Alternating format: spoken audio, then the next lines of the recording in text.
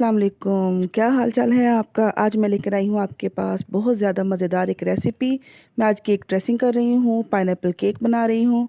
तो उसके लिए मेरे पास है यहाँ पे fruit syrup, pineapple chunks, whip की हुई क्रीम और नोज़ल्स वगैरह हैं। आज मैं आपको बताऊंगी कैसे हमने एक सादा स्पंज केक को हमने टर्न करना है फ्रेश क्रीम केक में।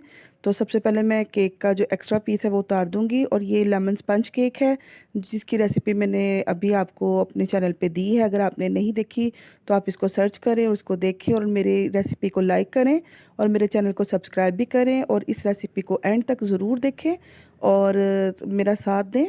तो ये केक को मैंने 2 लेयर में कर दिया है। आई बटन में भी इसका लिंक मैं आपको दे देती हूँ। बहुत सॉफ्ट स्पंजी ये केक मैं बनाती हूँ, तो आप भी इस रेसिपी को फॉलो ज़रूर करें और इसको देखते रहें।